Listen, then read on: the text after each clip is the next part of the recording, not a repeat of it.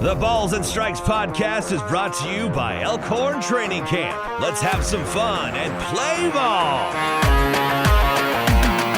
Hello, everyone. My name is Mike Alessandro, co-founder and managing partner of the Elkhorn Training Camp. We're an indoor sports facility focused on training thousands of baseball and softball players over the past 7 years. Our focus is to continue to promote the fantastic game of baseball and also discuss with folks in the industry on the top players, market trends, and really connect with everyone in the community and candidly have some fun with this fantastic game of baseball. And today we're excited to announce we're joined by Pascal Paul. He's the Nebraska scouting director from the Prep Baseball Report, and we are going to launch the preseason rankings for Class A Nebraska high school baseball. So despite it being 30 degrees out with wind that will knock you over, we're going to have an exciting day today, and Pascal's going to release his preseason rankings. So Pascal, welcome to the Balls and Strikes podcast. How are you today? Good. Thank you for that introduction. Although it's a little windy and cold today, tomorrow we got 65 and sunny, so maybe it'll continue into the week and opening day. There we go. Opening day scheduled for Friday. Hopefully we'll get the games in. All right, well, let's dive in. Obviously, Class A last year, it's going to be really hard to repeat that state championship game. That was just an epic, battle between Millard West and Millard South. Baseball, specifically in the state of Nebraska, is exploding, as you know. You're obviously right in the middle of this, interacting with all the coaches, the players, hosting fantastic events, continuing to promote the wonderful game of baseball in our community. So no one better than you to announce kind of your preseason rankings. We're going to talk about some of the top players out there and really just have some fun here as we embark on a fantastic 2023 baseball season. So where do we want to start? We'll start here with Class A, right? Let's talk about maybe some of the top players that are coming back. I know you have a PBR top 2023 top 10 list, and we've just got a fantastic, I believe every kid in the top 10 is committed to a Division I program, right? In your most recent rankings. I believe so. Let me pull them up here real quick. Just to go off of last year's state championship game, not only was the state championship game amazing, but that whole tournament I thought was unbelievable. At Tail Anderson Field, the crowds were unreal. The students showed up. I thought the energy for that whole tournament was second to none that I've been to. Absolutely.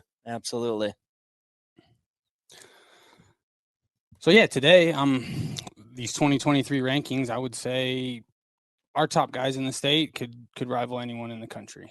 You got at the top Cam Koziel, who is going to Vanderbilt, Millard South, obviously hit the Grand Slam in the state championship game last year to tie it. Unfortunately, they lost, but I don't think anyone would argue that he's the top player in the state. I think nationally we have him in the top 50 right now for PBR. As I look, we have him at 48. So he's no doubt, I think, the top player in the state and comes with incredible amounts of athleticism. His best attribute, I think, is in-game ability. He performs in-game better than anyone I've seen. There's no moment too big or too small for him. He comes prepared no matter if it's the best opponent or the worst opponent. And that's the name of the game, right? What do you do in between the white lines? What do you do when the lights are on, right? When you're in the state championship game, you're down by a few runs. What do? You walk up and you hit a grand slam. Unbelievable. Yeah, you can. I mean, we run showcases. You can come to showcases all you want, but that doesn't equate to wins. So eventually you got to score more runs than the other team and put a W on the board. Absolutely. Let's talk about a couple of the other kids that you have in your top 10 from Class A in particular. We've got Cole Eaton and Eli Small from Elkhorn South, only committed to Tennessee and Kentucky respectively. So two kids on the same team going to play SEC Division I baseball, which is just incredible. Yeah, they actually blew up our Super 60 event, which is, our biggest event probably for high school committed guys and seniors. Cole Eaton, best outfield velo at the event, 101 miles an hour. Actually, most of the people, our guy Shooter Hunt hadn't seen 101 on a gun, so he actually took a picture of it and tweeted it, which was pretty cool. Eli then comes back at our pro case after hitting 89 behind the dish at Super 60, throws 92. So both of those kids are freaks. Athletically, they could have or do have everything that you want in a player. As far as kids, very disciplined, very regimented. I see that kid doing very, very big things this season. So a couple other kids that were in your top 10, right? From Class A, you have Max Butenbeck from Lincoln Southeast, as well as Drew Derrimer, Iowa commit, pitcher at Millard West. Yeah, Max is a really athletic kid. I haven't seen a lot of him in my first year as a PBR scouting director. Did get to see him in the state tournament. Really athletic kid, very dangerous at the plate. Drew obviously comes from a great program in Millard West. They turn out guys last year. I think they had 4 or 5 pitchers that were going to college that were seniors or something like that, which is incredible. They absolutely dominate on the mound, and I expect them again too with Drew, and then also Tyson Lewis that has transferred to their program. But Drew's a really good pitcher, can throw the fastball inside, outside, has a good breaking ball, very good pitch ability, big, long kid. I think his best days are probably ahead of him in college and professional baseball rather than in high school, but a lot of upside there. Absolutely. Well, let's transition in. Obviously, Millard West is the defending state champion. So, it's always tough to go back to back. I believe they lost 11 players, but it's a baseball factory, right? All right, before we get into your preseason rankings, which is going to be exciting to see, let's talk about the defending state champion in Millard West. They obviously lost 11 players, but it's a baseball factory, right? It's a great baseball school. They have a ton of incoming talent from underclassmen to obviously Derrimer on the hill. Let's talk about your analysis of Millard West as we head into the 2023 season. Yeah, they're one of the best programs in the state year in and year out. Some of the best coaches in the state as well. They do a good job of getting their kids prepared and ready for the season. Dermer on the mound, we already talked about him. Very special. He looks to be their ace. They got some other guys coming in. They lost a lot on the mound, so they'll be looking for some guys to fill in some gaps. Tyson Lewis is a big guy for them, transferring over from a smaller school. Extremely athletic. Arkansas commit, up to 91, 92 on the mound. Will be very athletic in the infield. A little bit raw at times. He has had some injury concerns, so he hasn't had the most baseball played. But his ceiling is probably second to none in the state. He oozes athleticism. They got a couple catchers that are extremely athletic. I think Corey Kozad, their starter, is going to be a very good player again this year. Kind of came on strong last year a little bit. Yep. So he should step in and hit in the middle of the order just because he had to. So I think that experience for him will be huge. Caleb Lamphere was their backup. I think they'll move him around. Extremely athletic kid, also up to 90 on the mound. So he brings another different element to their team. Absolutely. Creighton commit Van Tyker as well, right? Yes, Van Tyker. Yeah, he actually was at our future games, did extremely well down there. I know he's played against some of the top competition in the country and has done very well. Really good hitter. I love him at the plate. Really another game or two. Not as athletic as some of those other guys I mentioned, but man, if you want an at-bat or you need someone to make a play, Van Tyker's the guy that I would want to do it. Absolutely. All right, well, let's get to the exciting stuff, the announcement that we want to make. I think we're going to highlight, your preseason top 5, right? Mm-hmm. Let's start with number 5. Who is the number 5 preseason ranking according to Nebraska Prep Baseball Report? Number 5 is Lincoln East, a young team this year, but extremely talented. They're going to be filling in some gaps. They also lost a lot last year, but as far as top talent, AJ Avasco is as dangerous a left-handed hitter as we have in the state. Extremely powerful, has played a lot of good competition, has played a lot of innings for Lincoln East in a lot of big moments. So I expect him to take that next step in the leadership role for their team. Yep. Mason Gaines, he got injured last year. We haven't seen a lot of him in the offseason. He's a two-way player, outfielder, and left-handed pitcher. Had some big home runs and some big hits last year late in the season for them. Kind of hitting the bottom of their order a little bit because they were so stacked with some older guys. Yep. Looking for him to hopefully move up. Obviously, he's got to overcome those injuries and really take another jump on the mound. Let me see here. I think on that, who's going to replace Jalen on the mound? Obviously a stud last year, right? Playing for the Huskers right now.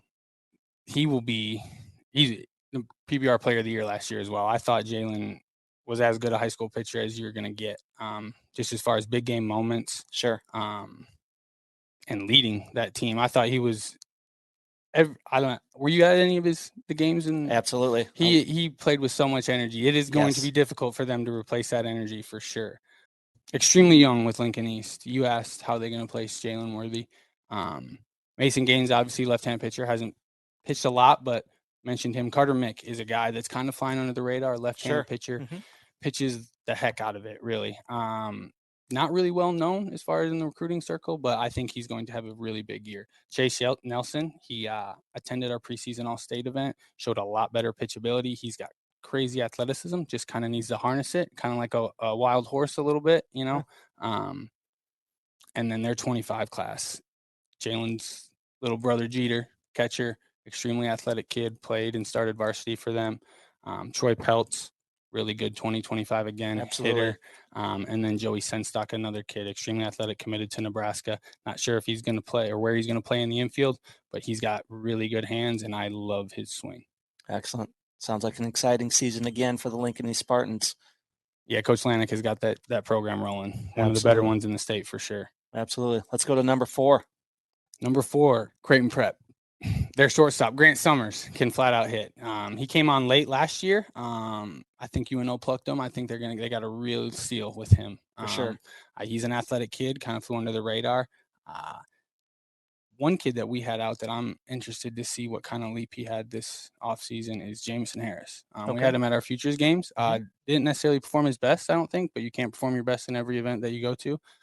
Saw some offseason video, up to 90, big, strong left-handed pitcher. Will be very interesting to see what kind of development he had from fall, winter, and now into spring. And you obviously have the returning All-State second-team player in Kobe Hatcher as well, right? Yes. Let's not forget about him. No, not at all. He was my next person I was going to mention. Kobe is an incredibly good hitter as well. Between him and Grant, it's going to be very difficult to get both those guys out in the middle of their lineup. They also have Grant Wagner, who is a UNO commit, right-handed pitcher. I think Grant's really athletic. He's a great kid. I've got to know Grant a little bit. I think his best days are ahead of him, so it's pretty exciting for Creighton Prep. Absolutely. And we know Coach Mooney will have the junior days ready to go, right? He always does. They also have a couple younger guys. John Lysick is a kid that is coming up, and I know he's committed to San Diego, so he's a guy to keep an eye on, maybe sneak into their starting rotation a little bit. For sure. Excellent. Number 3. Number 3, we have Millard South, the defending runner-up.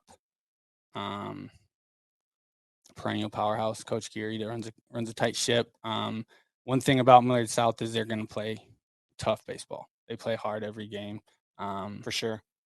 I absolutely love watching them play because you're going to get their best game usually, no matter if they're playing Millard West, who's probably their hated rival, or they're playing someone else from out in Western Nebraska. It doesn't matter for them. The other thing is Cam Koziel comes to play every day. He kind of sets that standard, kind of like Jalen Worthy did for Lincoln East. Cam Koziel kind of sets that standard. You go to those games and you watch pregame. Cam's doing his thing. He's got all of his drills that he's doing pregame, and they're ready to play when they step on the field, which is fun to see as a former college coach because not every high school program takes every game that seriously. So that's right. And they have a returning All-State second-team player as well in their pitcher Conlon Grady. Yes, Conlon. He was their best pitcher, pitched in their biggest games. Does he have the biggest pedigree or he's going to the biggest school? No, but I'll tell you what, if you need a guy to win a game, there's not too many guys that you'd pick over that guy. He's been there and he's done it. So absolutely. Put him on my team any day, right? For sure. What else about Millard South? Millard South has probably one of the best freshmen in the state right now in Brody Gindra. He's a young kid, two-way player, a very good football player as well, just committed to Nebraska. I don't know how much he will contribute to their team, but I do know he has a high ceiling, and I feel like Coach Geary will find a way to get him into the lineup. There's a lot of buzz around him. He's actually, first time I saw him was at our last event, so I haven't seen him play in a game at all. But anybody coming to Nebraska as a freshman has got to have some little pedigree behind him. JD Moffitt is another kid. He'll be at the top of the rotation, hopefully behind Conlon Grady, be able to eat up a lot of big innings and a lot of big games for them. Excellent. Let's move to number 2.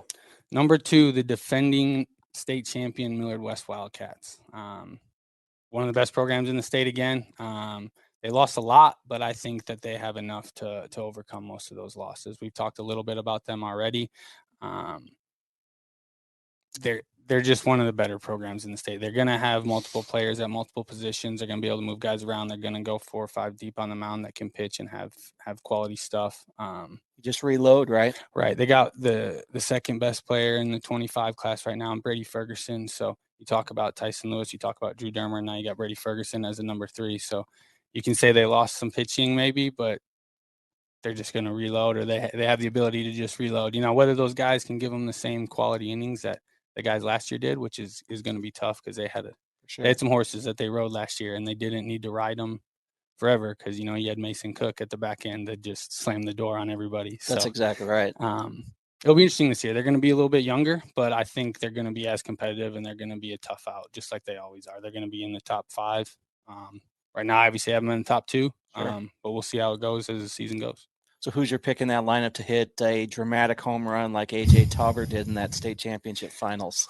Man, I don't know if you could draw that up better in Hollywood, that moment. I was actually upset at myself because the guy I was sitting next to told me, he's going to hit a home run here. It was right after Koziel I got Koziel's home run on Twitter and everything, and then he hits that bomb walk-off, and I didn't get it on video, and someone told me it was going to happen, so I was pretty upset at myself. I don't know if I have one, but, man, if it could happen 2 years in a row, I hope they do it because that was exciting to watch. Arguably the best state championship contest in Nebraska high school sports. Of course, I'm biased. I'm a baseball guy, but across all sports, just an amazing state championship. It was – you couldn't have asked for a better finish, especially with those two schools, Millard West and Millard South. It's kind of been them two for the last couple of years too. So it was incredible to be there and witness, that finish. There we go. Let's move to number 1. Number one is Elkhorn South. I think they are absolutely oozing with talent.